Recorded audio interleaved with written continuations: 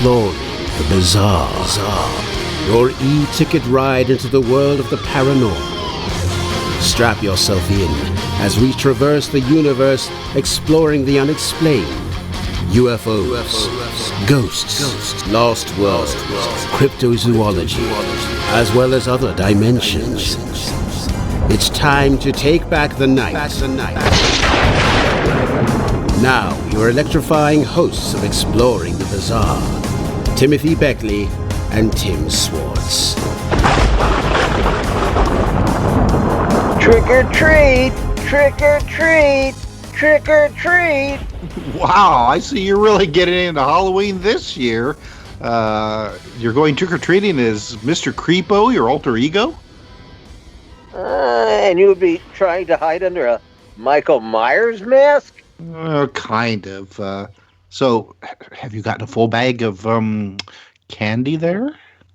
Oh, hell no. A couple of candy apples with razors in the center, and a bag of crappy Chupa Chupa lollipops named after the bloody sucking aliens along the Amazon that we've just written about in our forthcoming Alien Bloodlust book. Well, don't feel too bad. We've got lots of trick-or-treating to do on tonight's Exploring the Bizarre, and our guests have some really spooky stories to tell us tonight.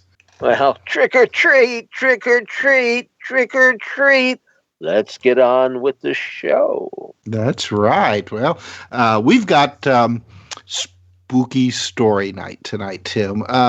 Since this is really our Halloween episode, because next week our show will be on November 1st, so this is the closest we're going to get to Halloween. So we've dedicated this night to bringing back some of our favorite guests and a new one to regale us with some of their best scary stories. I love new guests. I eat them up alive. Well, I'm sure Susan will appreciate hearing you say that, because our new guest, we've never had her on Exploring Bizarre before, so we're going to let her be first, is Susan Fowler.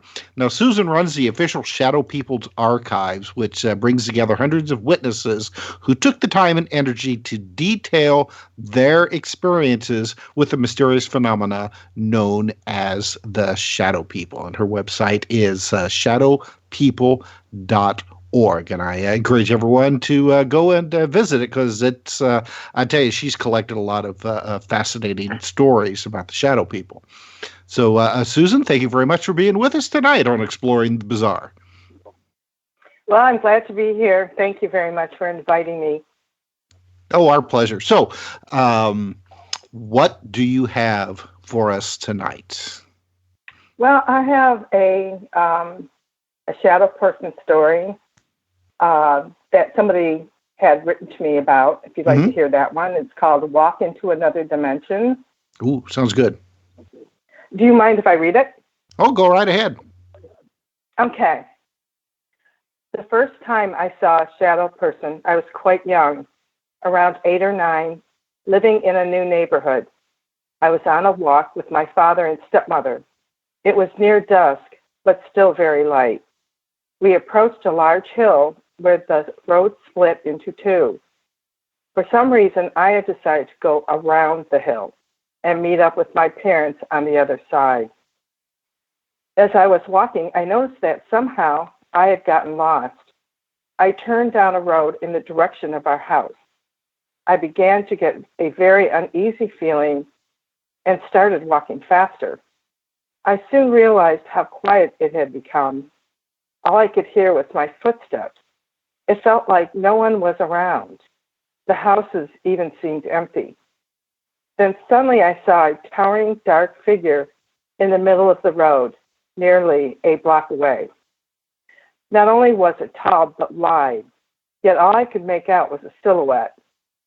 This struck me as odd, but the sun was starting to set, and I assumed it was the trick of the light. We continued to approach each other, him walking very slowly and almost too smoothly. He appeared to glide.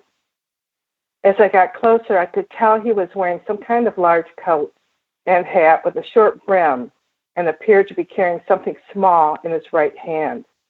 At this point, all I could feel was terror and dismay, and some sort of brooding doom. Walking ever faster, determined to pass this man as quickly as possible, I came within 10 to 20 feet of him. That's when I realized the darkness was no trick of the light.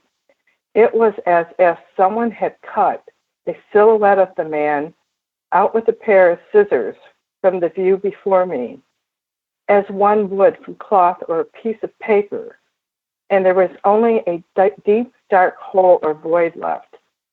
Around the edges of this cutout or silhouette, there seemed to be some sort of distortion.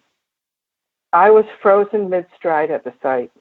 All I could move were my eyes. It was not as if I was being held down, but as if something had come up from the ground through my body and had rooted me to the spot. All I wanted was to be as far away from this thing as possible. But he stopped too and seemed to stare at me. All I could feel was dread. But I remember feeling as though the dread wasn't coming from him, but it was as though all other feelings had been stripped away from me and sucked into his void of darkness, leaving behind only hopelessness and dread in its wake. I have no idea how much time passed. It might have been 1 to 5 minutes or an hour. Time had gone all funny. Finally, the distortion around him started to grow, and I felt I could move a little. I took my chance, turned, and ran, never looking back, not even knowing where I was going. Soon I ran into my dad in his car. He said they had finished their walk and had been looking for me for a while. I said nothing to him about the experience. I just went home and lay down, feeling exhausted. Now, the weirdest part of this whole thing was that in the 5 years I lived in that neighborhood after that event, I never again found the road where I met the shadow man. And that's the end of the story. But I thought it was very creepy. That's a good one. It almost has kind of like a time slip element to it. It does. And the description of the shadow being that he talks about is if some part of the dimension the shadow person was in had somehow cut into our dimension. That was a different explanation or description I've ever heard of a shadow person, although I've had heard others like that since this particular story. Well, that's what I was going to ask is, with the exception possibly of the, dimensional or time slip element to you, is this story pretty close to representational of other encounters that people have sent to you?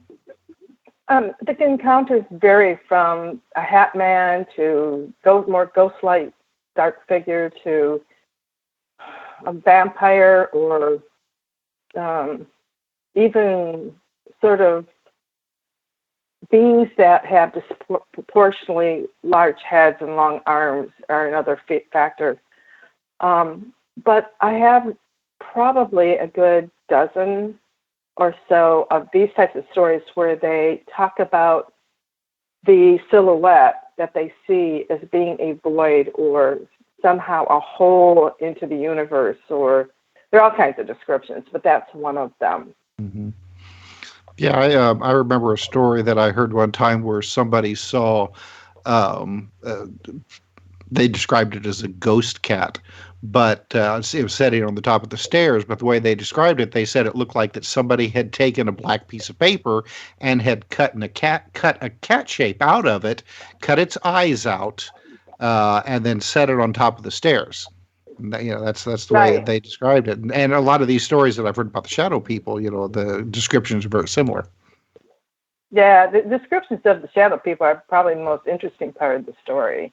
Mm-hmm. And like I said, they vary. But the ones that are like cut out of the atmosphere itself, or the others, or those are the most intriguing because it explains what a lot of people say are interdimensional entities that can come through somehow. And that makes sense. somehow that they're punching through to our dimension, and in their presence they are bringing in part of their dimension, which to our vision looks like a hole or a void. For whatever reason, our eyesight can't view this properly. So it's because we don't have the wavelength capacity to see it. Mm. Now you had your own shadow man experience when you were in your 20s? Yes, I did. Do you want to give us a brief description of what happened?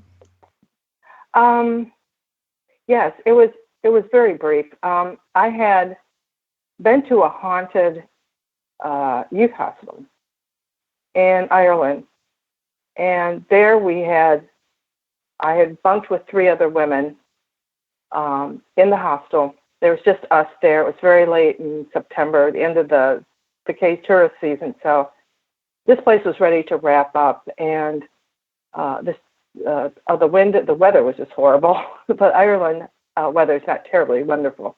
Mm-hmm. But anyway, we were staying at this youth hostel, and I woke up in the middle of the night to hearing footsteps coming up the wooden stairs. And I thought it was the warden. These are the people that run the youth hostel. And this guy I knew for a fact did not live in the youth hostel itself, which is usually a requirement to be a warden. This guy lived down the road.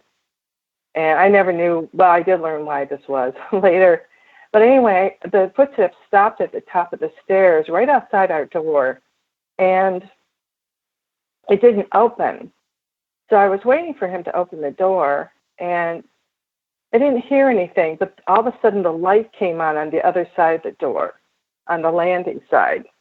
And still nothing happened. So after about 10 minutes, I got up and went up to the landing, and it was just absolutely freezing. So I looked around. I didn't see the landlord or the warden. So I went back to bed. I left the light on in the landing, shut the door, and just went back to bed.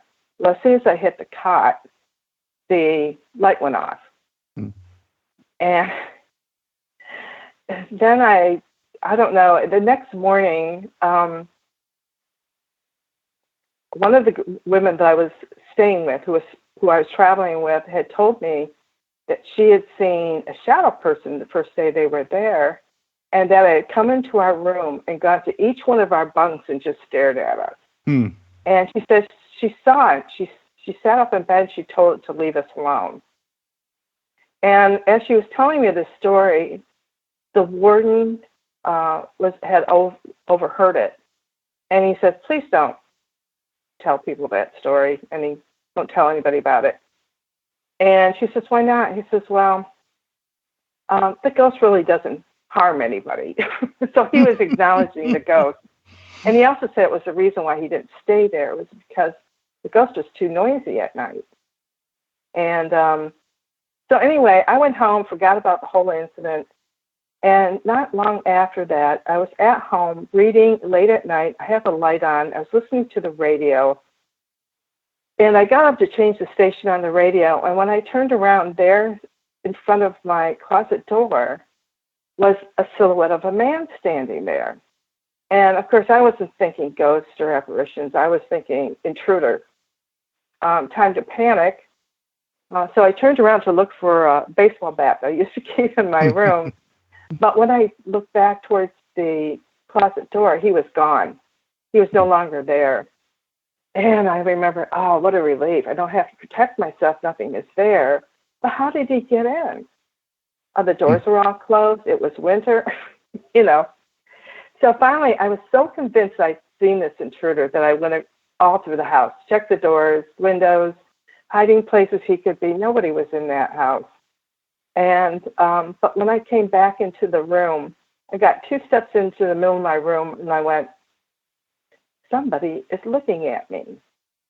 I could tell, but I couldn't see him anymore. But I knew that the shadow man at the door, he was still there, but I could no longer see him.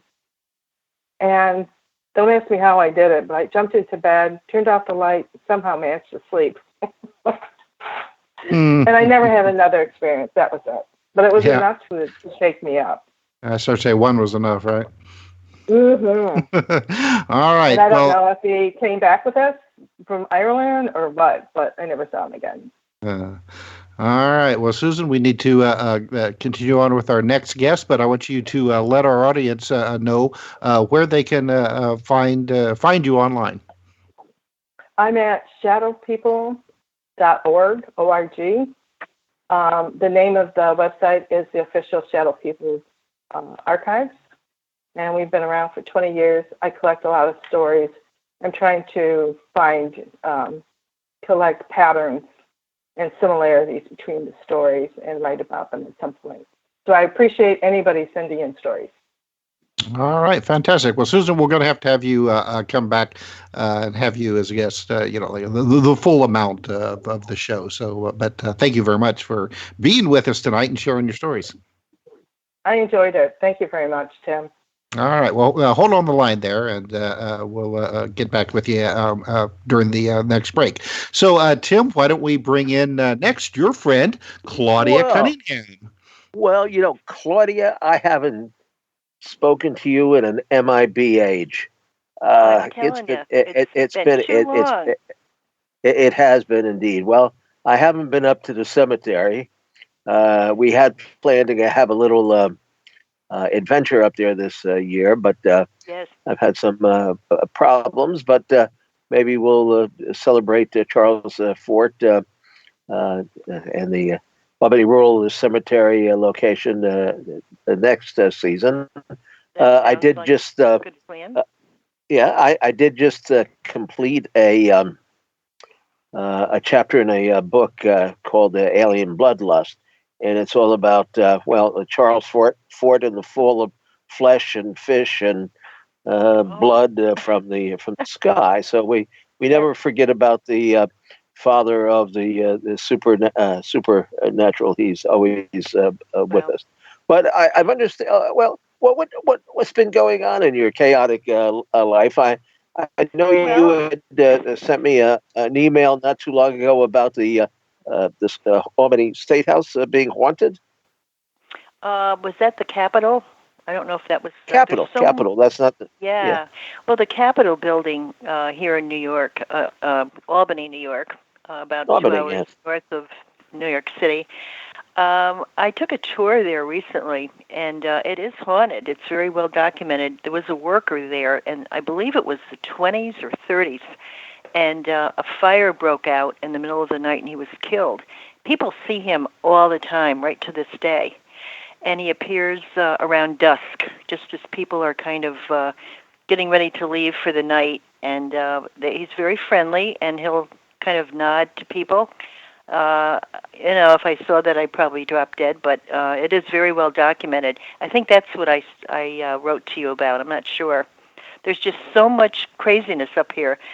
This is a very haunted area, and I didn't realize it until, about 10 years ago when I wrote to you about my friend's experience at Albany Rural Cemetery.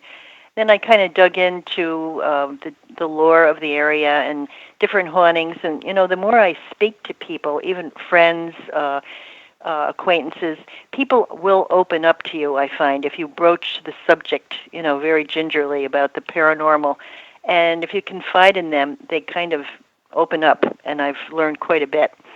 I know one thing, and I could talk all night, but I have just a few stories here, all true. Heidi Hollis, you have her on your show. Yes, true is what we like. Yes, oh yeah, only the truth, even though it's strange. I listen to her, but, I can go her one better. We had a goat man here in Albany. I was friends with 3 Russian sisters, and this was in the very early 70s. And they were extremely religious and very, very good, honest people. And they had a lifetime of really strange happenings. And the one incident, I never forgot it, 2 of the sisters were coming home in the early hours, probably 3 or 4 in the morning, after a night of clubbing in Albany. They were out, hitting the bars like young people do. And they lived in Colony, and New some York. of us older folks too. Some of us older folks. Yeah. Oh, we still get around, right, Tim? That's right. And they were coming home, and it was in the early hours, and dawn was just breaking, and they saw a very strange man on the sidewalk. Nobody else around but this guy, and he had like a trench coat on and a funny little hat. Okay, and they said, "Gee, he looks odd. There's something weird about him." And then they looked down, and he was walking above the sidewalk, and he had, are you ready for this?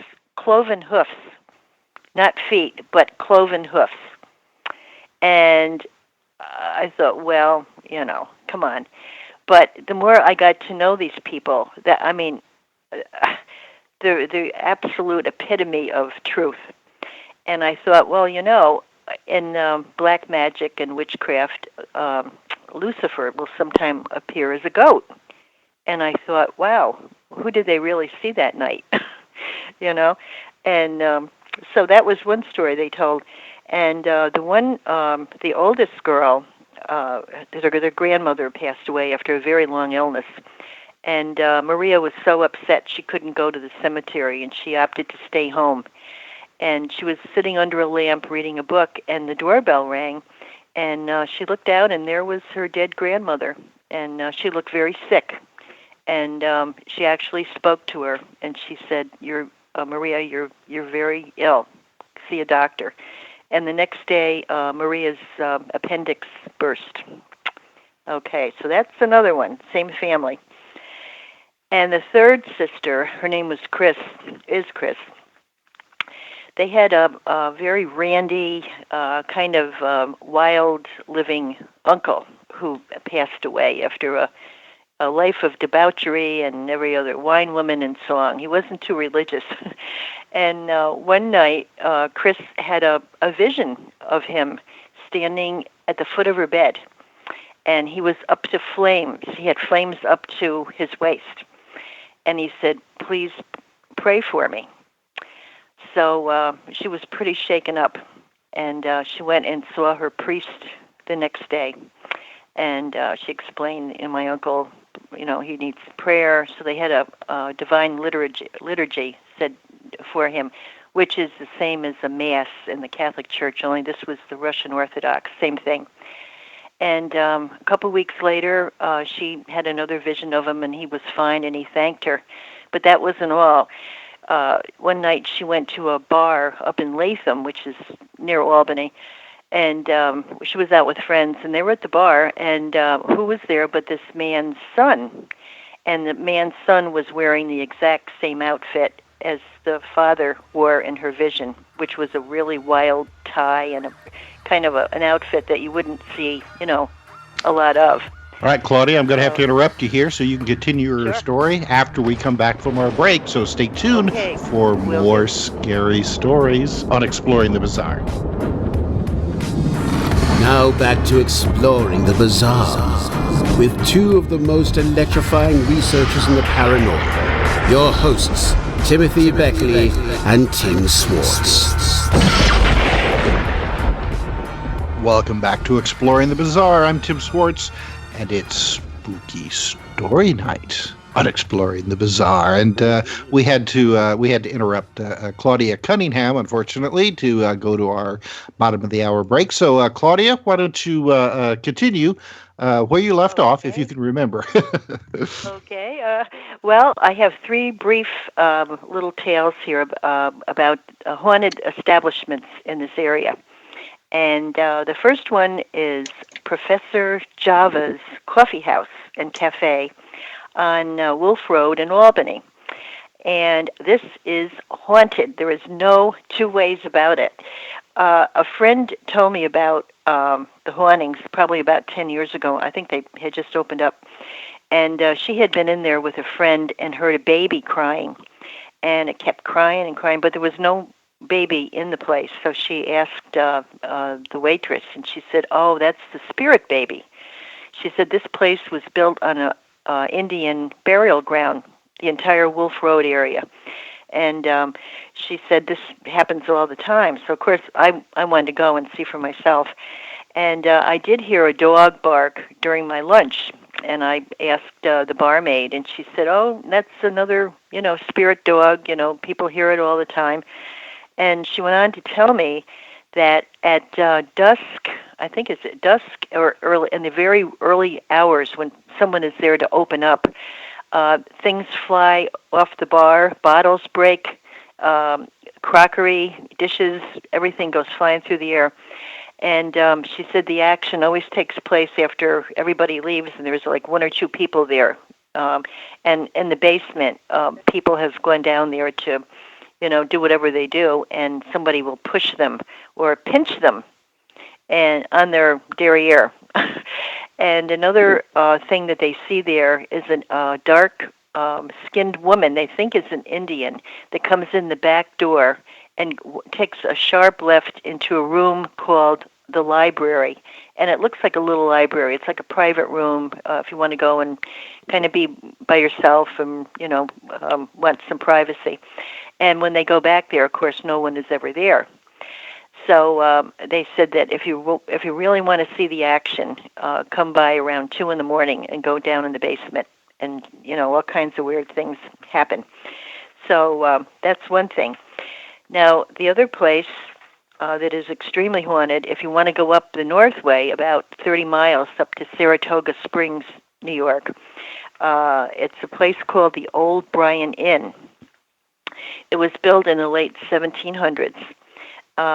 Saratoga, of course, is known for its famous racetrack and great restaurants, by the way, and beautiful scenery. It's kind of the gateway to the Adirondack mountain regions, the Adirondack Park. And this place is well-known haunt. It's restaurant. It's brick and stone establishment. And there was a rumor, or I don't know if it's a legend, that George Washington had stopped there with Alexander Hamilton on the way to the Saratoga battlefield during the Revolutionary War. And I had spoken to different people who work there, and they have one old lady, usually after everybody leaves, that has been seen floating down the staircase, and she has a long green dress, white hair with kind of a bun on top of her head, and very, very sweet, like your old grandma. And she just kind of floats away and, kind of dissipates right in front of you. And if you go to the ladies' room, people have seen a Revolutionary soldier on a white horse. Now, I don't know about you, but that would probably do me in. But it's been seen numerous times. So, of course, every time I go there, I always run up to the bathroom and see if I can get me a good-looking soldier. But so far, no luck. Anyway, I am hopeful. So, well, maybe you get the white horse if nothing else, right? I guess. Oh, that's right. I always wanted a pony, but anyway. And the third place is called Beardsley Castle, and this is to the west of Albany, out toward Utica, Syracuse, out that way.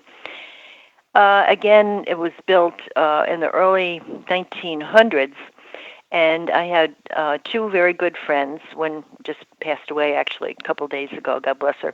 But they were twins, and they went out there for dinner one night, and this was probably 15 years ago, I think. And after dinner, they went down into the basement, or not, well, downstairs where the ladies' room was down on the lower floor. And they were, combing their hair and chatting. And in came these two girls. They were 14 or 15 years old, maybe, and they had white caps on, long white dresses and aprons. And they spoke to them. And Linda said, "Oh, you're very cute." And, they had a little conversation. And the girls went back up to the table, and they called for the manager. And they said, "I want to compliment you. That's a nice little touch, with the serving girls. They look like they worked here like in the 1700s." And he said, "Oh, no, I don't have anybody like that here." He said, "Oh, you mean the ghosts?" And he says, "Oh, no, they're seen a lot. They're friendly. They won't bother you." So I had joined a paranormal group about that time, and we took a field trip out there. And we had a seance. And I was so disappointed because nothing happened. But I still hope to go out there at least one more time, and maybe Tim would be interested in that, taking a field trip at some point. I don't know. We might. Well, do I would. If I'm up to it, I would more than be happy to. Okay, bring your video camera, and who knows what we can find. And all right. one other. Okay, and one other thing I wanted to tell you. I go to dinner with my high school friends. There's about 20 of us. We go out every month. And my one friend is an artist from up in Bryant Lake, up in Adirondack Park. And he was always very smart in school, kind of engineer's mind, and he kind of a no-nonsense type of guy. And, of course, they know I'm into all this crazy stuff. And he always calls me the tinfoil hat lady. Okay, what? That's okay. And so a couple months ago, he walked up to me and he says, I would like to sit with you tonight because I want to talk to you about something. And I said, okay. And he went on to tell me, he says, my life has changed. And he said, you're probably the only one here that I could talk to. He says, my wife won't even want to, discuss it. But he said, my sister passed away recently. And I guess she had been sick. I think she had MS or something like that. And they were very, very tight, very close. I remember them on the school bus years ago, and they were always sitting together, always, inseparable. And he said I was so grief-ridden, or, grief-stricken that I couldn't concentrate on anything. So he said one night I got up and I had a feeling I should go out onto the deck, which overlooks this beautiful lake. And he said, I had a feeling that somebody was watching me. And he says, when I turned around, he said, there was my sister right in front of me. He said, it wasn't a shadow. It wasn't a apparition. He said, it was her, a full body apparition, whatever you want to call it. And she actually came over and hugged him and called him by his pet name. And he said that wasn't the only thing. He said a couple nights after, he says, I went out looking for her, and he said she was there, and he said there was my mother and father. So he was pretty shaken up, but he says, my whole life has changed. Everything I ever believed in, he says, I thought this was it. You're born, you go to work, you get your retirement, check, and you die. And that, he said, now I know that we don't know anything. He said, I'll never call you a tinfoil hat lady again. So that was recently, okay. And one other thing, if I just could bring one other thing up. Excuse me. Just take a drink. Ghost cut your throat? Yeah. Somebody's choking me. Just a minute. See, there you go. Proof of the paranormal right there, yeah. Yeah, I know. Hold on. Wow. Excuse me. Wow. That's all right. Swallowed wrong. Okay. Susan was mentioning the shadow people. And, excuse me, wow. About 25 years ago, I had my own apartment. And my friend and I used to get the Ouija board out, which was a big mistake, folks. Don't ever do that, because it's like opening the door to, you have no idea. And a lot of strange things started to happen in my life. But my girlfriend was seeing a guy, and the two of them used to come over on the weekend and hang out. And we were sitting in the living room. Must have been after 1, 2 o'clock in the morning, and I just had a candle burning, and we were having a couple of drinks. And Tom said, he looked out toward the kitchen, and he said, "Is there a man here?" And I said, "I wish. What are we talking about?" He said, "It looks like there's a man standing. There is a man standing." He said, "I don't. There is a man standing under the clock in your kitchen." So I said, "No, you've had too much to drink." I said, "There's nobody. There's just the three of us here." So I thought that was kind of odd. But at the time, I was seeing a person. I had a couple of dates with him. That was it. But he came over to my apartment. And they didn't know each other, this Tom and John, the guy I was going out with. And John didn't know anything about ghosts or anything. I mean, he couldn't care less about that stuff. But we're on the couch, and he said, "Claudia," he says, "you have a man in this apartment." He said, he said, "there's a man in your kitchen." So, of course, I went out. Of course, there wasn't anything at all. So what I think happened, with that Ouija board, I think I conjured up something. And it reminded me when Susan talked about the shadow people, was that something along those lines? And a couple of nights, years ago, I was held down in my bed by a shadowy person. It was like I wasn't quite asleep and I wasn't quite awake, but I was aware of what was going on in the room. And it held my wrists down, and they were right on top of me. And I said, well, I can't talk. Everything is like I couldn't move. And I thought, I have to say that name because that kind of, takes care of anything evil. And I tried to say, Jesus, help me. And I couldn't get that name out. So I did it phonetically. I said, Jesus. And the thing just went away, never came back. So, how was them apples? Pretty good, huh? That actually happened. And apples with razors in it. That's what we're trying to avoid this evening. Yeah. Yes. Are you boys going to see Halloween? Are you going to see the latest? I saw it. I saw it already. In fact, Tim Swartz is our Michael Myers for the evening. Well, I like the original better. Anything that's gone through 15 or 16 episodes. It's got to be watered down a little bit, but it was fine. I'd tell people to go see it, and it made a tremendous amount of money, like $80 million, which was the largest opening with a female lead ever in the box office for a horror film. So. Yeah, she's getting a little long in the tooth, though, for chasing after monsters, isn't she? Well, I guess, but my God, how many times has he resurrected himself? I mean, what's good for the goose is good for the shotgun bearing gander or whatever, I guess. All right, Claudia. All right, Claudia. Yeah. Save me a spot up there in the rural Albany cemetery, and near Charles Fort's. Maybe we can just use a little bit of his burial ground there for when I come visiting next time. Yeah. Okay, Tim. Both Tim. All right. It's good talking to you both. Happy Halloween. Thank you, Claudia. Okay, bye now. Come a trick or treating anytime. I will certainly do that. Thank you. Bye. Bye. All right. Well, Tim, now let's bring Paul Dale Roberts, who's been patiently or impatiently, I don't know, waiting in the wings for his go at tonight's spooky story night.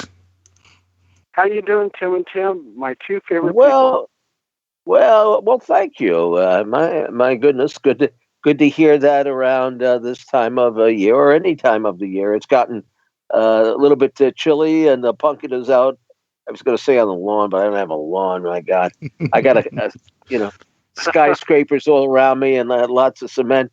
Although we've got a vacant lot next door, I guess we could grow a few pumpkins in there. I don't know what they're planning to do with the vacant lot. It's the only one in the entire island of Manhattan, I think, that's left. So, and boy, do I love that book, Screwed by the Aliens.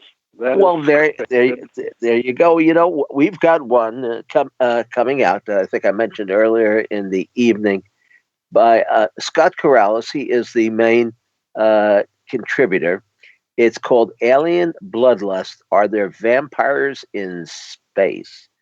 And this is, we do our homework. I mean, there are some crazy theories out there, but we don't sit here and make this stuff up. It's based on research of we have the best contributors going, and that includes you. So tell us a scary story, Paul. Oh, okay. Well, my scariest story. Well, first off, let me tell you about this one. We did this investigation in Rancho Cordova, which is near Sacramento, and there was a ghost there by the name of Emily. And we actually captured some EVPs of a woman talking. But what was so unusual about that investigation is the fact that one of the investigators, this guy, he goes, I don't know what's wrong with me. He goes, all of a sudden my energy is just drained. He goes, I have to sit down. I feel like I'm going to pass out. I said, okay, sit down. And then we started thinking, I said, because the occupants was telling us that Emily drains the energy from the occupants. Mm. So I was thinking, well, Emily's probably draining the energy from this guy. So I said, Emily, and we had 3 cameras, 3 investigators with three cameras. I said, Emily, I said, if you're here and if you like this guy, I said, kiss him. Hmm. And I told all 3 investigators with their cameras to take a picture. And when we looked at the pictures, there was an orb on his mouth. And that showed intelligent movement. It was like, wow, this is so cool. And I said, if you're listening to me, sit on his lap. And the orb started hovering over his lap. And we caught it on 3 cameras. So that definitely showed some kind of intelligent movement. And we classified that as paranormal. But that's not my scary story. The scary story happened in Citrus Heights. Right when I was a young paranormal investigator, I've been now on over 1,000 investigations. And I've seen 4 full body apparitions during all my investigations. So that's a rarity. But in Citrus Heights, that was probably my best one. As a new paranormal investigator, sure, I was hearing EVPs and everything else, but I had my doubts, and I was very much a skeptic, and I almost gave up being a paranormal investigator because I didn't find the evidence as being true evidence to me. Then one day, and that made me a believer, we did this investigation in Citrus Heights. And we had 15 scouts, and the scouts are paranormal investigators in training. And so I put 5 in one room, 5 in another room, 5 in another room. Well, 10 of them in 2 rooms were about ready to fall asleep because nothing was happening. And I walk into the other bedroom with 5 investigators, and you can hear a little girl giggling. And I said, I was just totally amazed. And I said, wow. I said, can you hear that? They said, yeah, we're recording it. I said, wow. And then she giggles again. I said, she's no more than 3 feet in front of me. I can't see her, but she's got to be sitting on the corner of this bed. And she giggles again, and I put my head down towards the giggle, and I said, hello. And she goes, hello. Boom. I was a total believer. And I said, okay, this is really a breakthrough. I said, let's get all the investigators in this bedroom. Let's do a little seance. So we do a little seance. And if I had a stack of Bibles, I would put my hand on it. But with 15 investigators, the scouts, the walls sounded like they were ripping apart. It sounded like something like the Cenobites in Hellraiser coming through the walls. It sounded just like they were ripping apart. And then there was a series of heavy knocks on the walls. Well, at that time, all 15 scouts are running out the door, scared to bejesus. And I said, hey, you guys got to get back in here. I mean, this is a breakthrough. We got to continue with this. So finally, I got them all back, and we had 3 walkie-talkies on the floor, and they're all on the same channel. Then all of a sudden, one of the walkie-talkie turns on, and it's a man's voice, and it's very deep, and he goes, get out. All 15 scouts are running out the door. Out of those 15 scouts, only 2 remained and became paranormal investigators. Anyway, the occupant, she's talking to me, and she goes, hey, Paul, I have to live here. She goes, you got to send these people home. You're welcome to stay in this bedroom. I said, really? Okay, this is fantastic. Okay, great.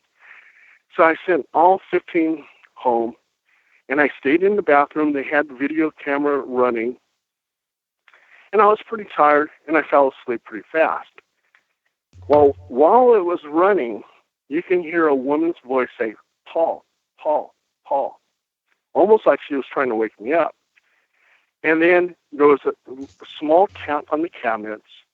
There was a child moaning at the foot of the bed, and there was a man grumbling.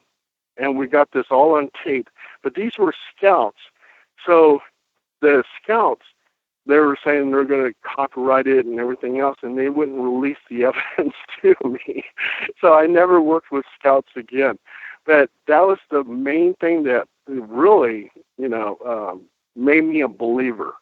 And then I'm always looking. Like this stuff brush. is worth a fortune, right? Yeah, I know. And I've never seen a release. I've never seen it on YouTube. Hold it out. So. Hold out for the History Channel. At least they'll put your image up or something. Yeah.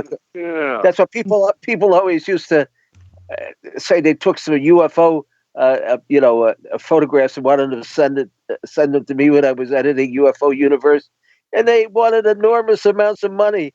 And in those days, they could pay you $25 if it's any good. That was worth what a good UFO photo was, and now they're all up on YouTube. So what are you going to do? Well, hey, what are you going to do? Hey, Tim, we're getting ready to go to our break here, but I want to let Paul let our audience know where they can find out more about him online. Okay, my group is called Halo Paranormal Investigations, but I'm very Googleable. So, and all my information, telephone number, email address, everything. If you just Google my name, Paul Dale Roberts, you'll see some of my stories at Costa Rica Times, and who knows, the cover of Screwed by the Aliens will pop up. There you go. Yeah. Got to get that. Got to get that book. I'm just looking here. Tim, we have to go to our break right now. Yeah. Okay, we'll be right back. Stay tuned. We should be back into the dungeon.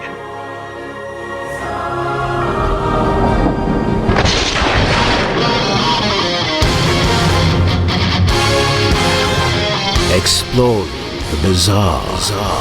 Your e-ticket ride into the world of the paranormal. Strap yourself in as we traverse the universe, exploring the unexplained. UFOs, ghosts, lost worlds, cryptozoology, as well as other dimensions. It's time to take back the night. Now, your electrifying hosts of Exploring the Bizarre, Timothy Beckley and Tim Swartz. Welcome back to more Exploring the Bizarre, and it's scary story night, spooky story night, creepy story night, and we're going to bring Paul Dale Roberts back. He's got one more story for us before we bring in our next guest. So, Paul, scare us. Okay, I'm going to scare you. Because I just gave you my best ghost story. Now I'm going to give you my best demon story. Ooh, good. Here I was. Again, a new paranormal investigator.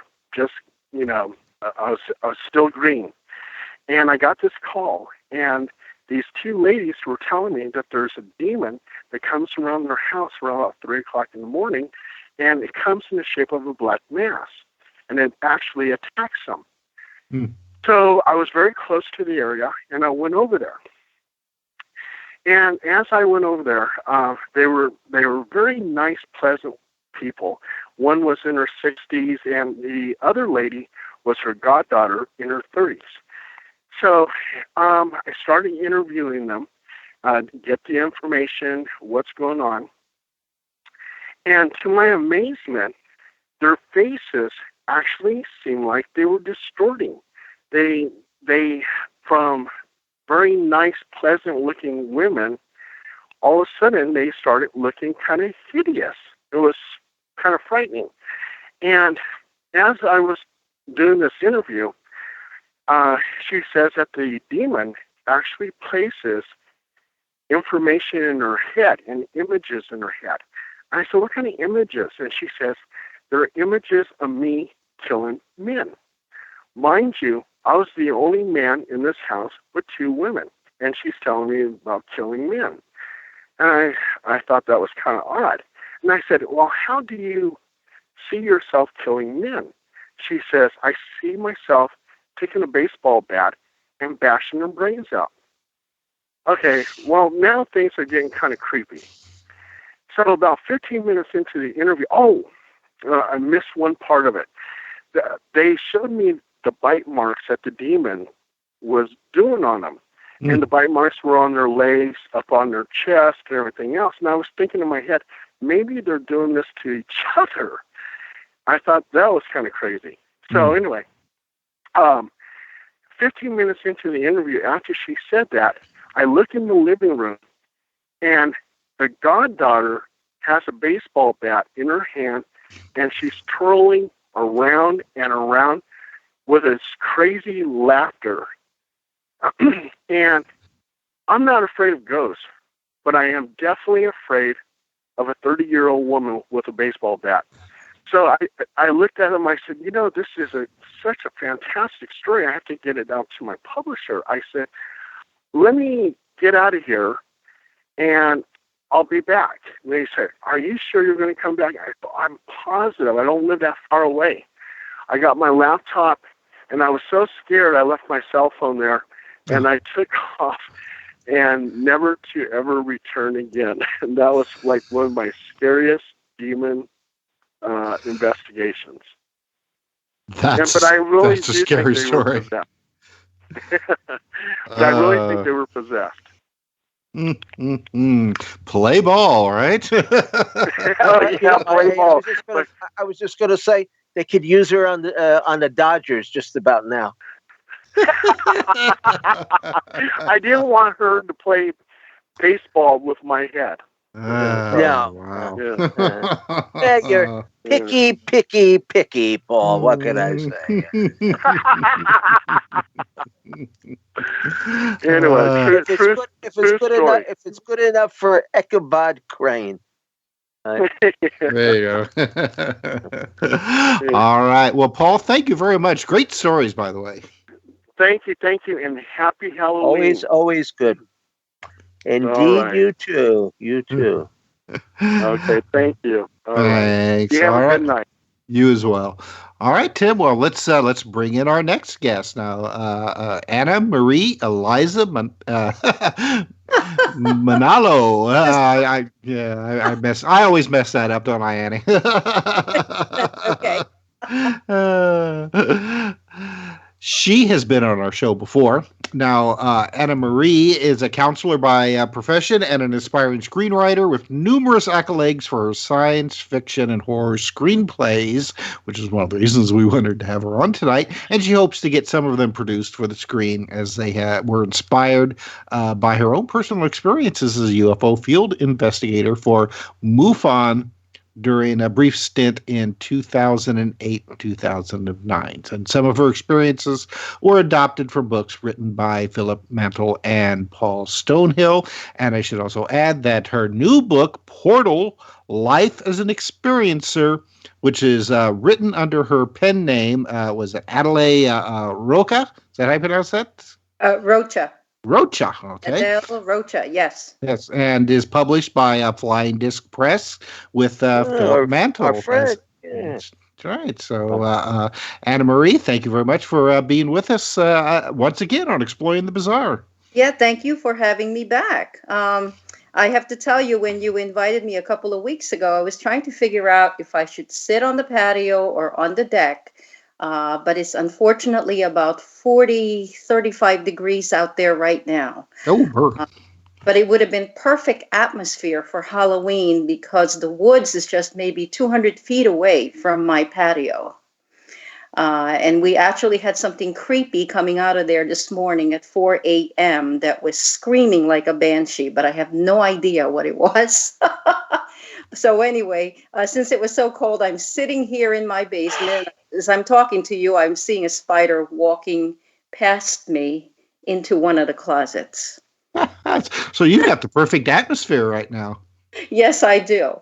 All right. Well, okay. Now, when you were on last time, you told us the story about your father and his experiences. So, do you want to tell that story again for those who may sure. not have heard that one, or or if you've got something new that you'd like to tell us, or do both? I have a few, depending on how much time we have, but I do want to say that the story about my father and the creature that plagued him is part of the book that is set to be published next year. Being that that's one of the major stories and actually starts, shortly after the intro. That's a good lead-in into what I'm going to talk about. All right.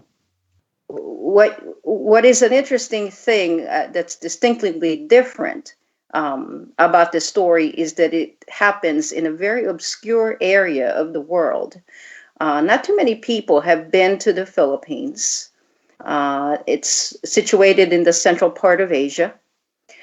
And this happened in the early 60s, about 20 years after World War II.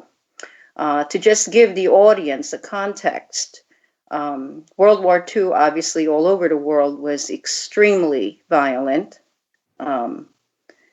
We were invaded by the Japanese. It lasted for about 4 or 5 years. And during that period of time, there were massacres all over the area of Manila. In the little hamlet that is situated about 50 miles outside of Manila sits a little town called Little Baguio. Hard to spell, but Little Baguio basically is a little haven of homes, and interspersed between those homes are new apartments at the time. And what you have to realize is that it was very quiet back then in the 60s. It's now part of a major metropolis. My mother and father lived in one of those apartments. It was a garden style where you had, a street, and then next to the street there was a gate that opened into a large driveway, and there was a series of apartments that sat side by side, and they had the driveway as a common area. Behind that was a creek, and on the creek sits a series of trees, and they're huge trees. At nighttime, it gets very, very quiet. You hear crickets. There's only an occasional person that walks by the creek. Basically, what you have are occasional homes across the creek, but then it's punctuated by woods. So it gets very dark out there in the dead of night. One thing people don't know is that although the Philippines is a tropical island, it enjoys a lot of sunshine, but once the dark creeps in around 9, it becomes pitch dark. So in one of these apartments, my mother and father settled in. They were newlyweds. And within a year or two, I was born, and I ended up in a nursery that was situated between my father's den and my parents' bedroom. They had a live-in maid who had long hours, from what I understand. This is back in the time, when things were very prosperous. She lived there near the kitchen, and at night, she would go to bed 11.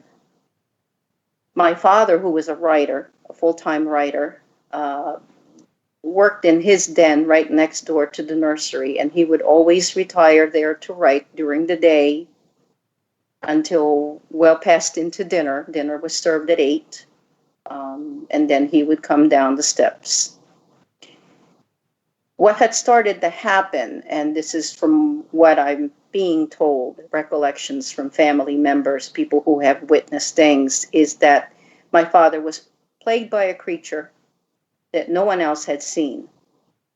And it wasn't until I was maybe a teenager when I found out details from my mother that she actually saw this creature. She had heard him numerous times calling for her from upstairs.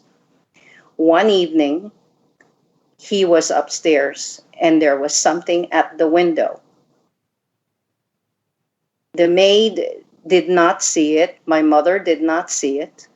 But out of my father's window, which is a huge window, we're talking a span of possibly even 12 feet from one end of the room and going past the wall into the nursery, was a creature that had a wingspan of at least more than 10 feet. Huge bat, probably about 9 feet tall. The head was obscure until it turned towards him, and he distinctively heard a very low humming noise. And there was no noise in the background. The crickets disappeared. You know, you would usually hear frogs. The window was open except for the screen, so you would hear night sounds, which, you know, in a tropical country can get very strong. There was nothing. It was just this low, distinct humming sound and a very strong sense of dread just overcame him. And this thing was looking down at him, and it had the face of a goat. It had yellow eyes, and it had the suggestion of horns at the top of its head. Several weeks, almost every night, he would tell my mother about this creature. It got to the point when he started seeking therapy, and then the in-laws got involved. His own parents got involved, but no one saw this creature but him. One night, my mother walked in just as he was yelling for her, and she came in, and we actually had a cross because we were Roman Catholic, which the rest of the Philippines is 99.9%. There was a cross on the other side of the wall that was off to the side. She grabbed it because she saw something very dark that was on the window, spread out, leaning against the window, and she came towards it. And my father was moving away, and she came towards the screen, and this thing just folded into itself. It was as if it just kind of effervesced and disappeared down. And you have to remember, this is a second floor window. So whatever this was had flown up to the second floor window. It was hovering. So months went by, and he worsened. His emotional state worsened. He became progressively depressed. And at some point, he was being watched because they were afraid he would do something to himself. He was afraid to sleep. He was afraid that whatever it was, and this is reflected in his poetry, was going to go into his dreams and take his soul. When I saw the movie, and you guys are probably familiar with, you know, Mothman, the original movie, based on the book by John Keel, it sent shivers up my spine because it looked very familiar to me. I was told I actually saw it at one point when I was still in the nursery. We're talking, I was 2 years old. You know, something very primeval about it. Something struck a chord. I know there's been sightings in Chicago. You know, there was a book written by Lon Strickler about this, and it's uncanny how similar it is. But what is interesting about this is that it responded to a religious symbol by folding into itself. And no one saw it fly away. The maid was in the room at that time, and my mother was standing by the window. She didn't see or hear anything fly away. Whatever it was, to me, in my opinion, it was interdimensional. So now, when your father was seeing this at the window, at the same time, I mean, was your mother or the maid or both trying to see it as well, and they couldn't see it, or was it a situation where by the time they would get in there, it would be gone? By the time they got in there, it was gone. Okay. It was just that one time. Mm-hmm. And a number of months had already passed. Several months had already passed. My father was already on medication by this point. He was really thinking he was hallucinating. And, you know, my grandfather, who was a medical doctor, was very pragmatic about the whole thing. He says, those things don't exist, et cetera, et cetera. You know, we need facts, et cetera. And really, even his family didn't believe in it until my mother happened to walk in at the right time. There was a very strong sense of menace, foreboding, but she clearly saw its face. And she clearly saw this thing with its leathery wings fold over and cower when she approached it with a cross. And you know, we're not talking she's charging like Darth Vader by any means. Sure. But shivering, shaking, trying to get rid of whatever it was. And I think at that point, the maid left the room and then resigned the next day. Because... I don't blame her. Yeah. So... a lot of things have happened in this country. And one of the things I talk about in the book, and there's about 50 stories in the book, not all revolved around this, but it's chronological order. There's also UFO sightings. I don't know if I have time to talk about that. Or please do. Yeah. We've got about 5 minutes in this segment, so go for it. Quickly here, after we moved, and this is like the Skinwalker Ranch of the Asian basin here. About maybe 6 blocks away was my grandmother's house. My grandmother's house was built after the war. And to just give you a context, it was actually built by mistake on top of ground where Japanese soldiers had passed away. But the story that I'm going to tell next, just for a few minutes here, I know we have to end, is about a sighting that she had that was totally unexpected. She was in her bedroom, and as homes go over there was a huge overhang over the bedroom, which kind of serves as a way of shielding the sun from coming into the windows, since it's a tropical country. So the roof hangs well over the second floor of the homes, and this was the situation in the bedroom that my grandmother had. And she was just retiring when she suddenly saw the entire night sky brighten up. And this was about probably 1 o'clock in the morning. She used to go to bed very late.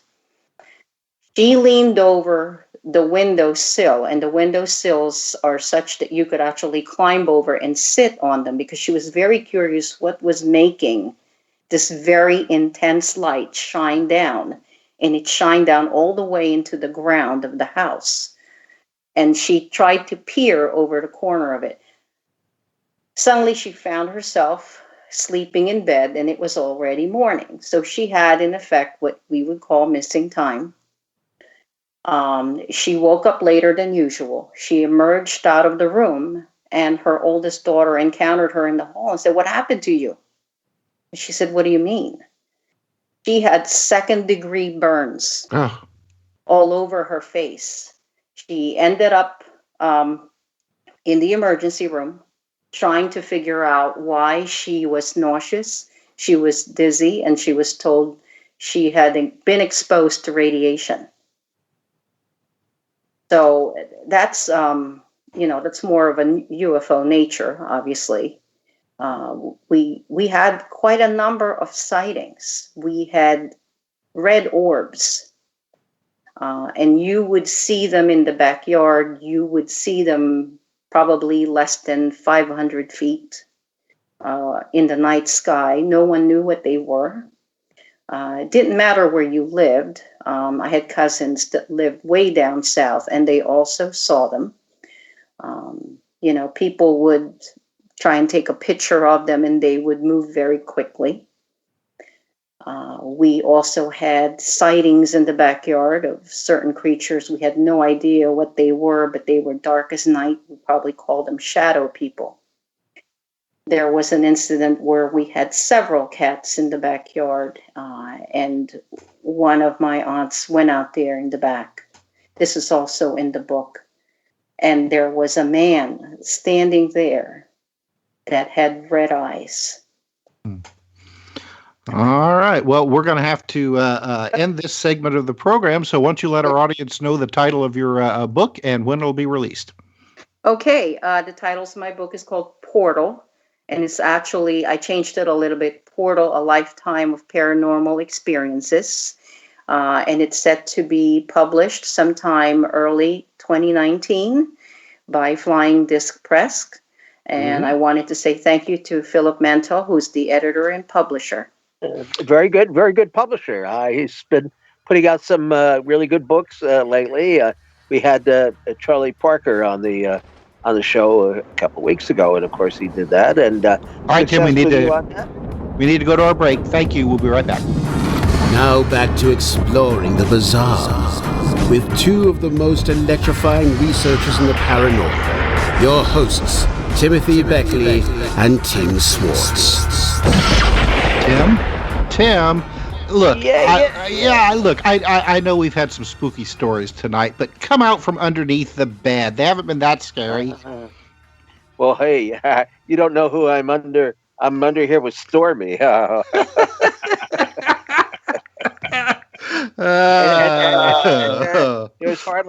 hardly anywhere for me to move, and I kind of like it. Okay, Tim, listen carefully. This is Allen Greenfield, okay? And I am a well-known researcher of something or other. Look beyond Stormy, and on the other side, see if you see an orange orangutan with a suit on and very, very funny hair, even for an orangutan. Could possibly be. So let me scurry out from under here and join the upper earth crowd instead of the inner earth crowd. Okay, but be polite. Say good night. Good night, Stormy. Good night, Mr. President. Whoops! I didn't mean to say that on the air. I'm so sorry. Well, you're more than welcome. You're more than welcome too. But Allen, we haven't spoken in a while. That's true, though. I'm glad to always be on your program because it's freewheeling fun, and you don't see appeals for money. So that's my! Somebody said I was ruining my reputation by being on a certain person's show, and I figured my reputation is already shot to hell in a handbag anyway, and I don't see what that has to do really with anything. Your reputation is stellar. Well, yes, it is. Way up there. Now, Allen, I want to know. I know we've spent Christmas Eve together in Brown Mountain, North Carolina, but have we ever spent Halloween together? You know, I don't think we have. The interesting thing, though, is that on the Brown Mountain trip, which was in, 1969, I believe? It could have been before that even. It was pretty early on. Well, that was occasioned, you will recall that we were with Jim Mosley and poor little Betty, who was spending Christmas Eve on top of a mountain on a icy road, icy road. We're lucky we got out of there alive. I mean, talk about picking the wrong time of the year to hit the top of a Brown Mountain. Still, we saw the ghost lights, or at least I did. Well, something on the side of the road. I don't know what it could have been because unless somebody was down there in a ditch trying to get out, maybe a prospector from a ghost of a prospector, or a moonshiner. But I have it from Ralph Lale. May he rest in peace. Yeah, it was the aliens from the planet Pewam. I was just going to say. Yeah, it was Ralph Lale. Yes, it was Ralph Lale, and he did tell us that what we were seeing were the lights of the aliens from the refugees, actually, before the wall was built, from the planet Piwam, who had moved to Venus. And of course, Venus is a hot planet, so no one wears any clothes there. But he would know because he went down Underground Mountain, and then they took him to Venus to visit with the Piwamian refugees. Piwamian, yeah. Yes, they were from Piwam, and I don't know anybody. I don't know anybody else who's ever been there. Well, not Earthlings, other than no. But usually these the people here with their different destinations going on board the spaceship. They go to the Clarion or the Palladian planets or Mars or Venus or somewhere. But Jim, that's so basic. Everybody goes to the Pleiades. Everybody goes there. Yeah. Somebody from Sirius, even people that live in huts. Now we know they're naked on Lanulos. Well, yeah, but that's a different story. Many people have been to Lanulos, mostly from West Virginia, and mostly after they've had a long night out. And a man too long without sleep, possibly so. But the reason we were on that trip is because Jim and I, and a third party that probably, since he's a private person, will remain nameless. The year before that, I had been reading about St. Simon's Island, Georgia, which is saturated with ghost stories. It's filthy with them. It's a filthy island anyway, but that's not important. The important thing is that Christ Church, an Anglican church, until very recently, it fell in line and became an Episcopal church, which is the same thing, only after the American Revolution, they were sort of concerned about being part of the English state church. Anyway, their graveyard is among the places that were rumored to be haunted. So Jim and I had, I told him, well, there are lots of witnesses, and why don't we go down and look at that and 3 or 4 of the other places where people see spirits. And we did. That was I'm almost certain 1968, because 67 was a very busy year for all of us in New York at the late Commodore Hotel, torn down by the man under your bed. That's true. Yes, it is. And I hope he stays under there. I hope he stays under the ruins of the Commodore. But that's not important. What's important is when we went down there for the 14th time, once he antagonized the local police, Jim said, well, sir, we're ghost hunters, you see. And the cop said, well, we had some people down here walking through the graveyard a couple of years ago. He was a Bible salesman, and he was mistaken for a thief, and they shot him.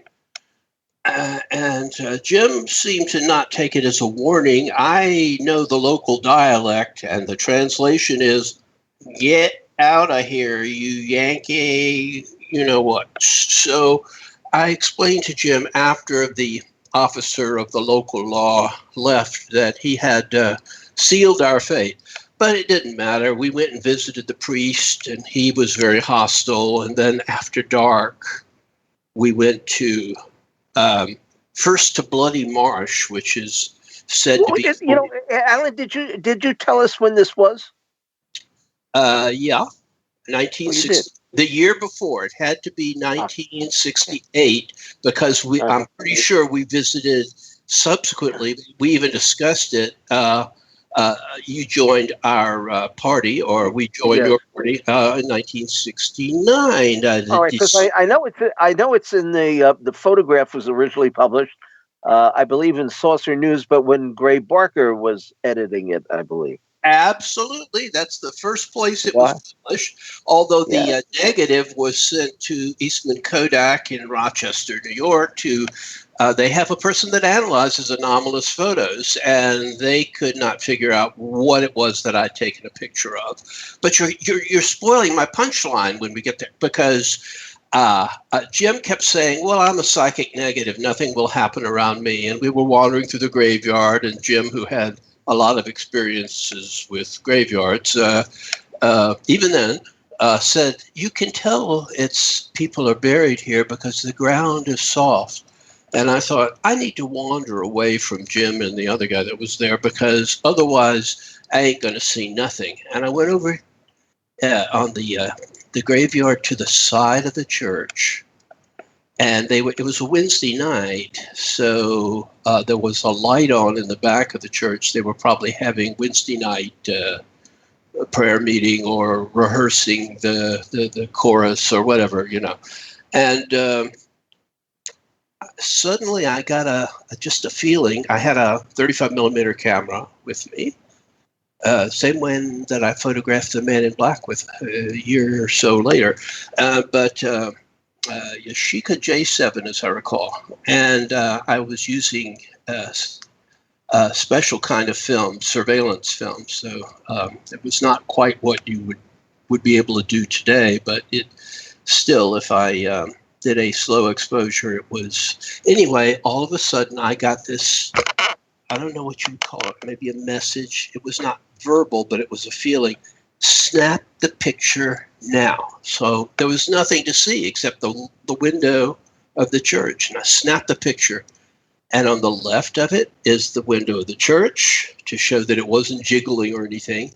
And on the right is this ghostly, decomposing figure, which after it was analyzed both by Eastman Kodak and later by a friend of mine who happened to be a colonel in the KGB and sort of did it as an a cappella thing in their photo lab after dark. So.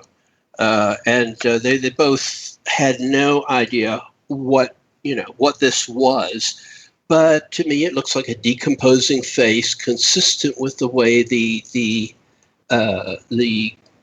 apparition is described, which is the deceased wife of one of the priests of the church, going back to the 1870s, which is when it started to appear.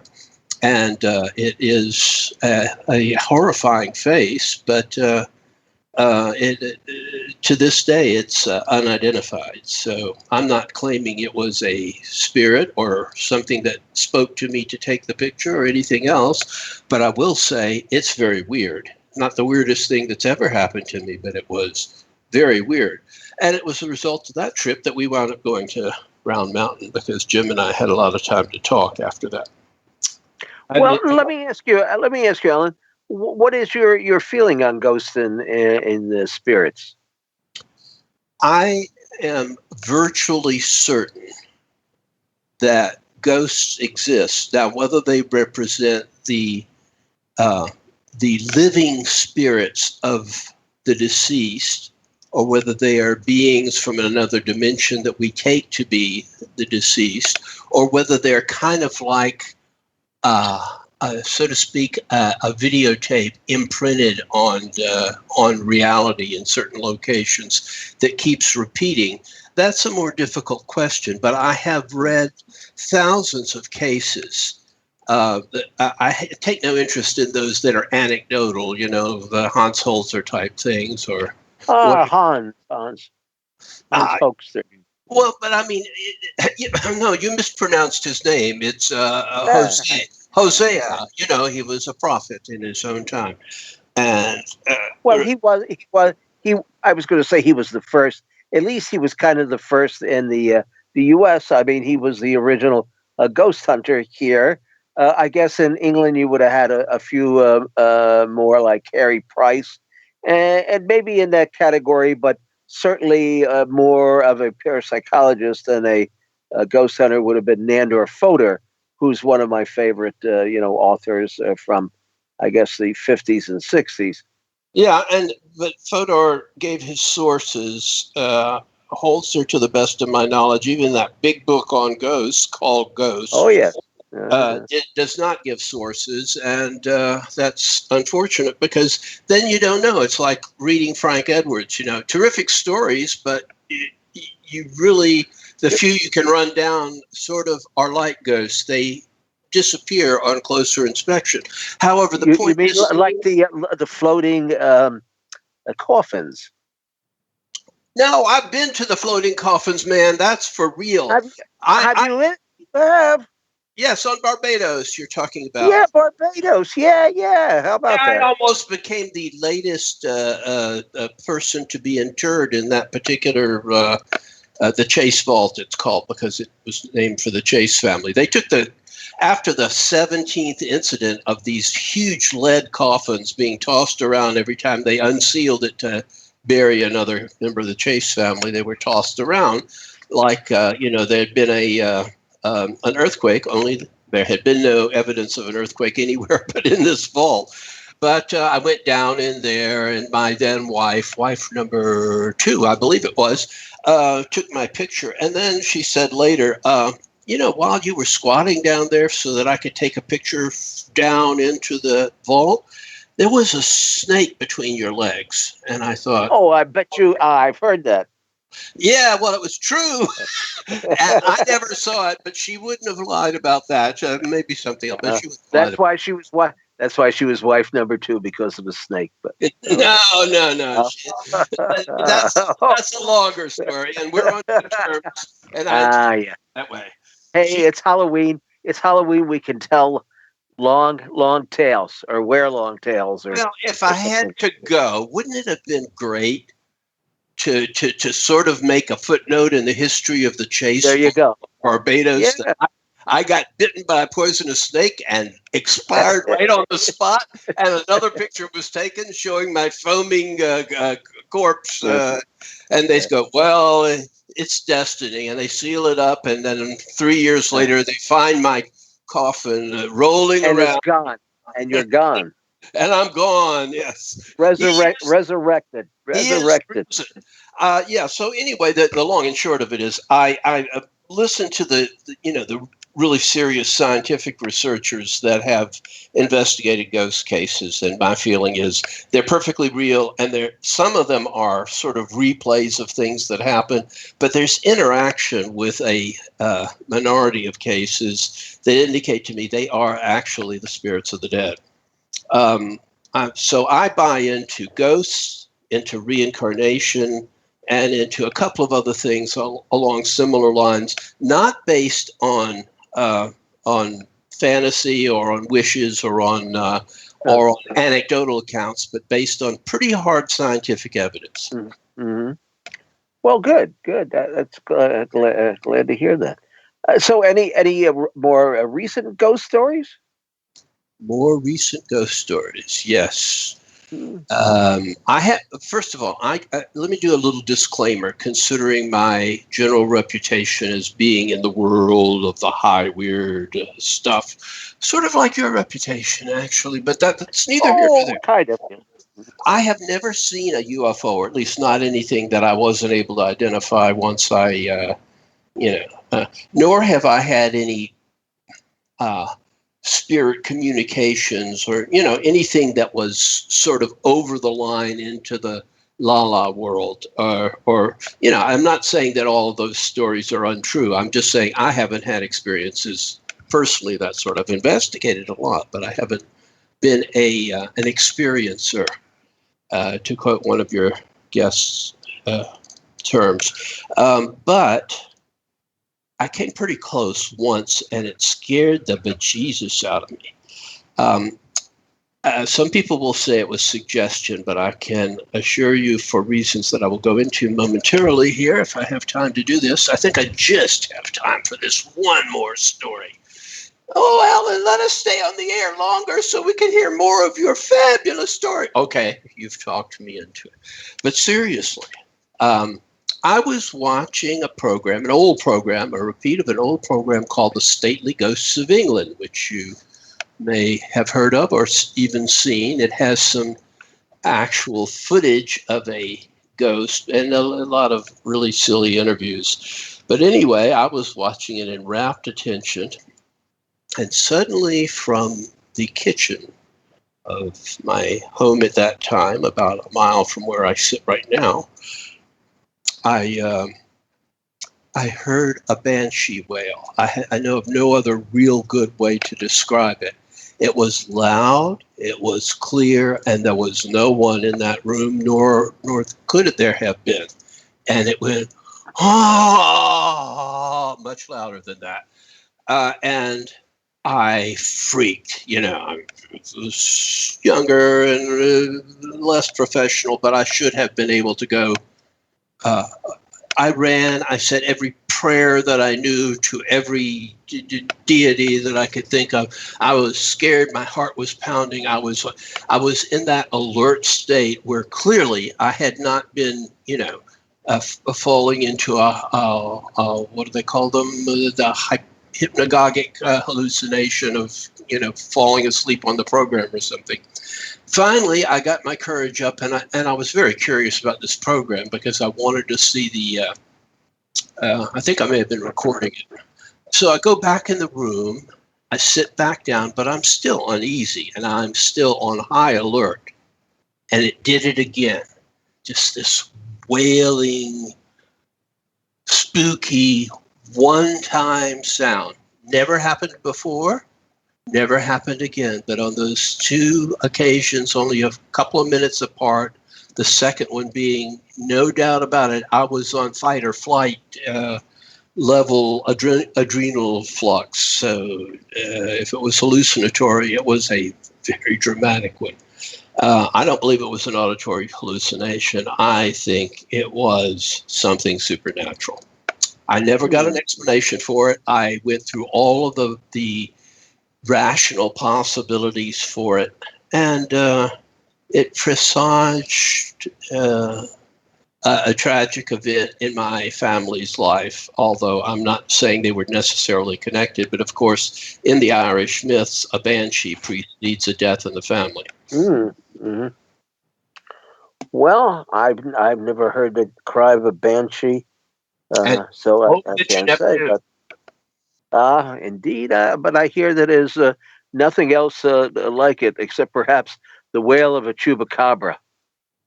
Yeah, I think that would be similar, but I doubt that there was a chupacabra in my kitchen.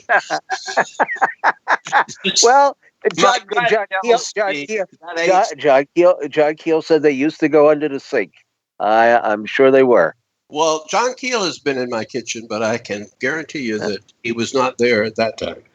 I mean, it was 2:00 in the morning or something. Uh-huh.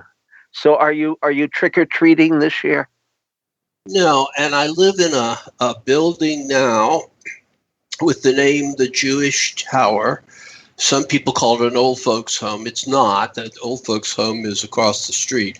It's a block from the house I grew up in, which is truly bizarre. I mean, I didn't plan it that way. I didn't even know it was here. I literally can walk to the house I grew up in.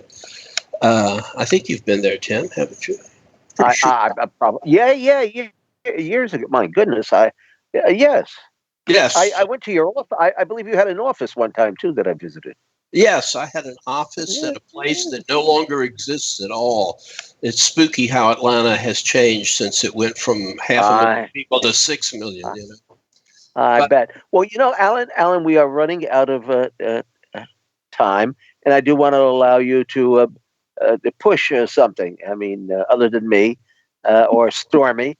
So if you want to tell Stormy's friend who denies being under your bed.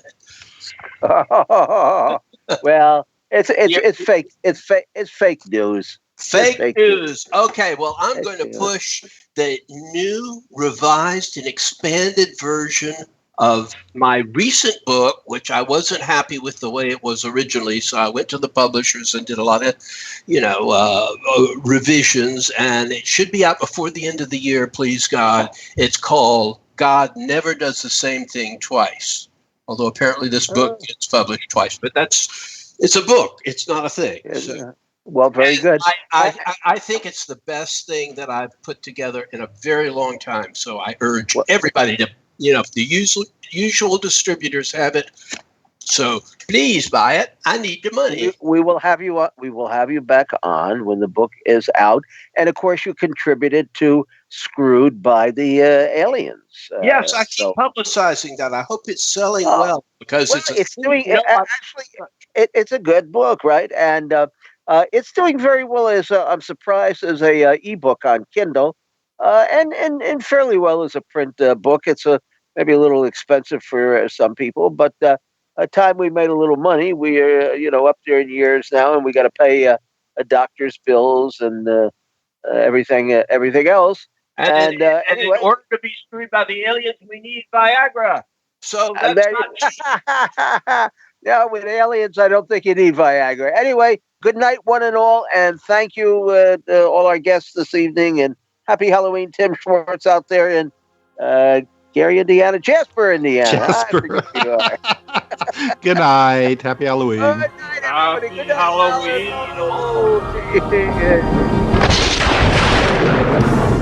You've been listening to Exploring the Bizarre with hosts Timothy Beckley and Tim Swartz. They're taking back the night by jetting non-stop across the cosmos in search of the truly bizarre and totally unexplained, with you as their co-pilot.